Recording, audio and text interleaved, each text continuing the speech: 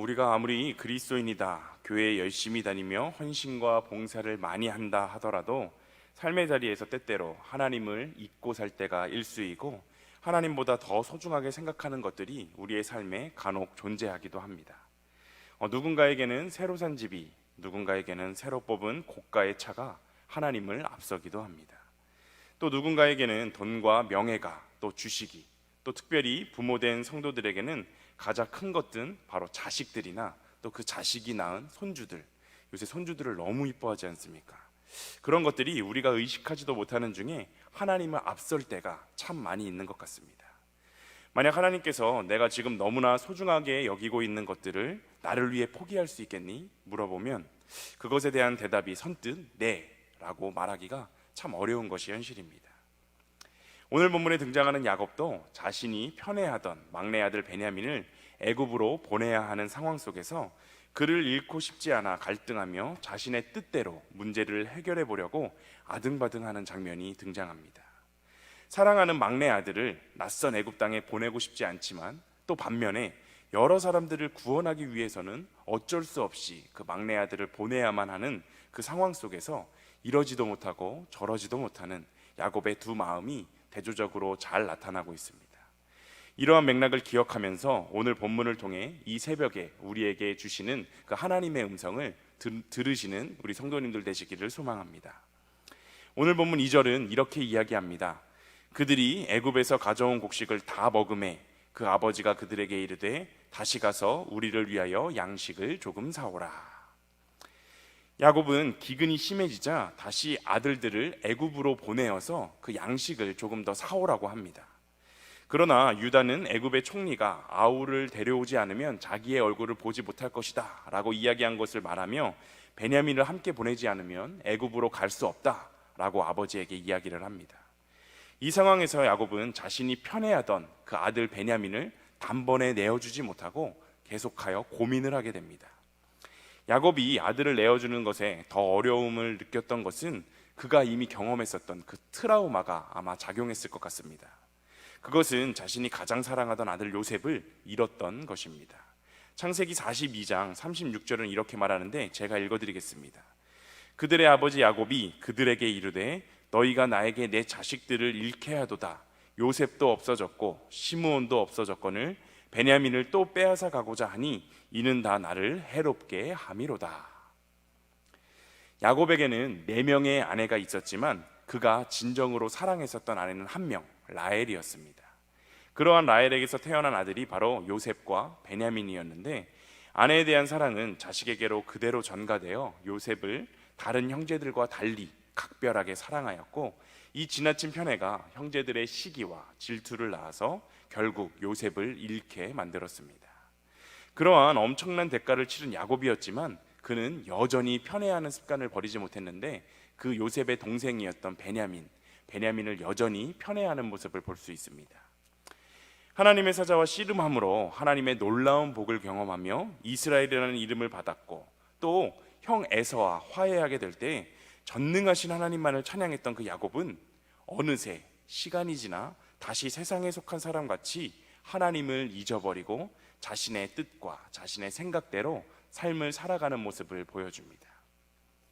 사람들은 자신의 노력과 열심 그리고 세상에 있는 어떤 것들을 통해서 스스로 만족할 만한 의로운 단계에 이를 수 있을 것이다 라고 착각을 하며 살아갑니다.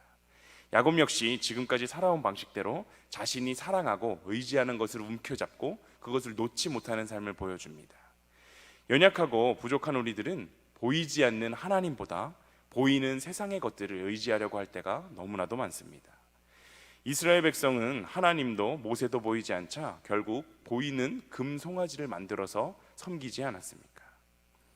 혹시 우리도 눈에 보이지 않는 하나님보다 눈에 보이는 어떠한 것을 하나님처럼 섬기고 의지하고 계시지는 않으십니까? 하나님의 말씀을 순종하기 위해 노력을 하긴 하지만 그럼에도 불구하고 끝까지 포기하지 못하고 놓지 못하고 있는 것이 나의 삶에 하나쯤은 있지 않으십니까?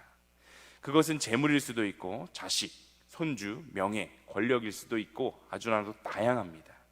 그러한 것이 있다면 자신을 이 세상에서 무엇보다 사랑하기를 원하시는 하나님은 분명히 우리들에게 다양한 방법들을 통해 그것들을 내려놓고 자신을 가장 사랑하도록 만드실 것입니다. 오늘 말씀에 비추어 보았을 때 나의 삶에 하나님보다 더 사랑하는 것이 있다면 그 모든 것은 결국 하나님의 방법 앞에 다 무너지게 된다는 것을 기억하고 오직 전능하신 하나님께 모든 것을 내어 맡기는 우리 일신교회 모든 성도님들이 다 되시기를 소망합니다. 본문 11절에 보면 하나님이 극심한 기근을 주셔서 어쩔 수 없는 상황 속에서 고민하던 그 야곱, 계속 고민하던, 베냐민을 놓지 못하고 고민하던 그 야곱은 결국 움켜쥐고 있던 막내 아들을 애굽으로 보내기로 결정을 하게 됩니다.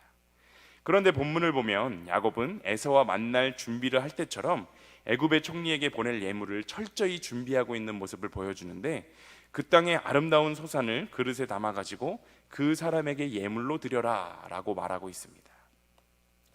그러나 지금 야곱이 하는 이러한 모든 행위들은 돈으로 사람의 마음을 사서 어려움을 피해보려고 하는 뇌물로 보입니다.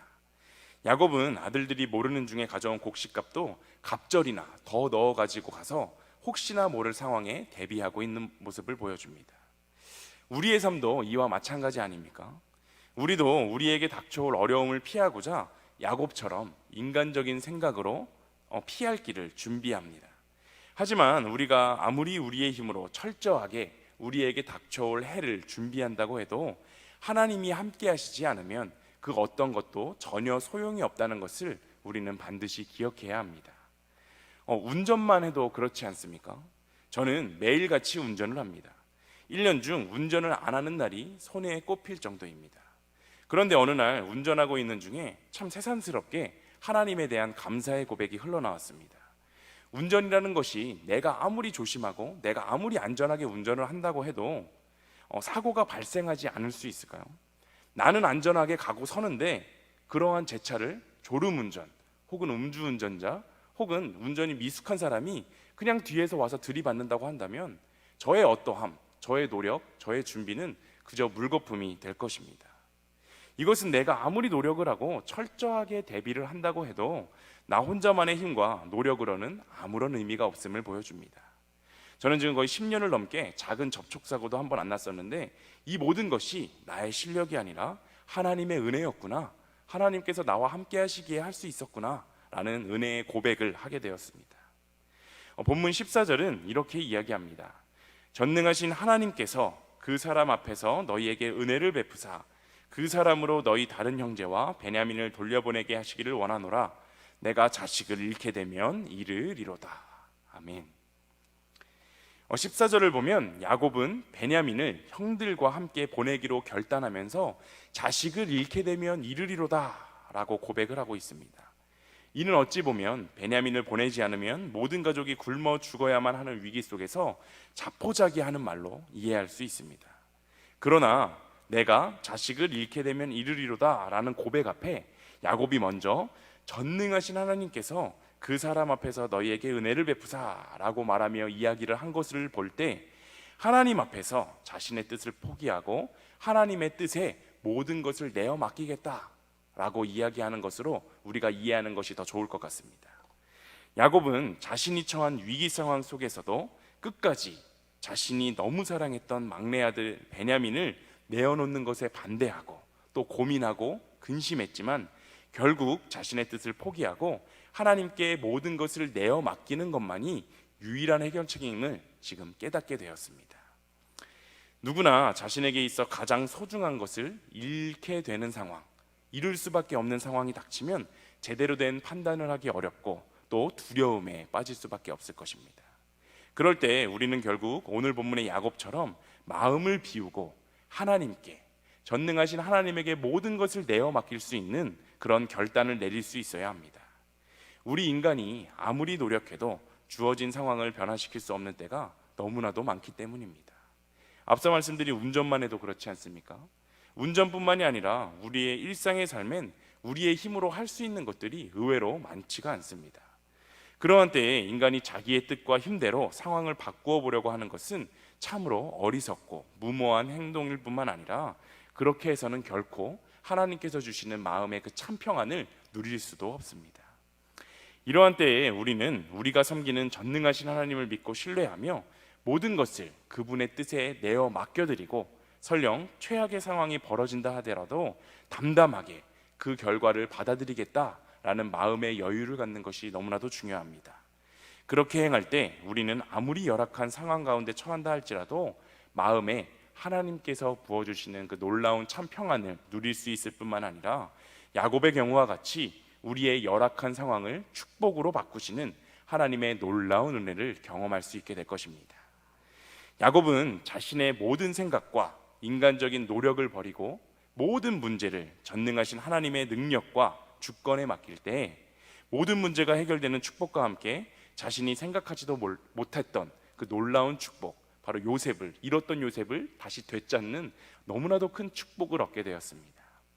우리 또한 모든 문제의 해결자는 하나님임을 분명하게 믿고 그에게 모든 것을 의뢰하며 나아갈 때 야곱이 경험한 것과 같은 놀라운 은혜와 축복을 경험하게 될 것입니다.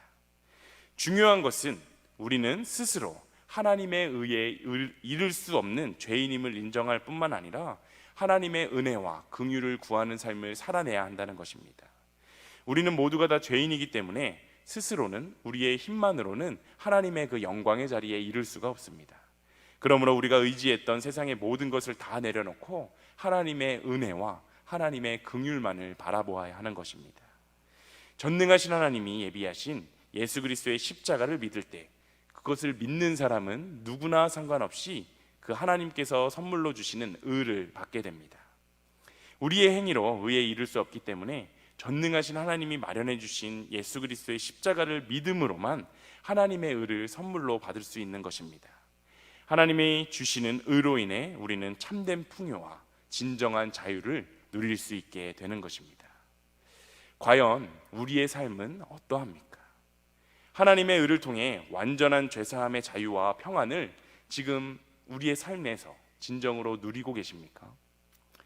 야곱이 14절 결국 자신이 움켜잡고 있던 베냐민을 전능하신 하나님이 지켜주세요 라고 기도하며 내어줄 때 하나님의 놀라운 역사가, 놀라운 은혜의 역사가 시작되었습니다. 혹시 나의 삶에 하나님보다 더 의지하며 움켜잡고 있는 것이 있다면 우리는 하나님께 온전히 나아갈 수 없음을 기억하며 모든 것을 내려놓고 오직 우리를 죄에서 구원하실 전능하신 하나님의 은혜를 구해야 합니다. 그러면 하나님은 십자가 안에서 완성하신 하나님의 완전한 은혜를 우리에게 선물로 주시며 하나님 나라의 모든 복과 은혜를 베풀어 주실 것입니다. 우리 스스로의 힘으로는 하나님께 나아갈 수 없음을 기억하고 오직 예수 그리스도 안에서 주신 하나님의 의를 통해 하나님 나라의 영원한 복과 은혜를 누리시는 일신교회의 모든 성도님들 다 되시기를 소망합니다. 오늘 말씀을 정리합니다. 오늘 본문은 사랑하는 아들을 잃을 것에 대한 두려움과 여러 사람들을 구원하기 위하여 아들을 어쩔 수 없이 보내야만 하는 그 야곱의 두 마음이 대조적으로 잘 드러났습니다. 그리고 결국엔 야곱의 마지막 남은 인간적인 욕심마저 포기하게 하시는 하나님의 의지도 잘 나타났습니다. 야곱은 베냐민을 애굽으로 보내기로 결정하면서 모든 것을 전능하신 하나님의 손에 맡기고 자식을 잃게 되면 잃으리라 라고 고백을 하게 되는데, 이는 그의 인간적인 갈등이 결국 하나님만을 의지하는 신앙으로 결론이 맺게 되었음을 잘 보여줍니다. 우리는 위기를 당했을 때 우리의 능력으로는 버틸 수 없다는 생각이 들 때가 있습니다. 그럴 때 빨리 우리의 그 모든 것을 하나님께 내어 맡기는 것이 너무나도 중요합니다. 이 시간 우리의 삶을 한번 되돌아봅시다. 나는 위기의 때에 모든 것을 하나님의 손에 진정으로 맡기고 있는가? 내가 해결하려고 안절부절 못하며 내 힘으로 어떻게든 해보려고 노력하고 있지는 않은가? 우리의 삶에 찾아오는 다양한 위기와 어려움 속에서 모든 것을 하나님의 손에 진정으로 내어 맡기는 일신교회의 모든 성도님들 다 되시기를 간절히 소망합니다. 찬송가 310장 함께 찬양하시겠습니다. 찬송가 310장입니다.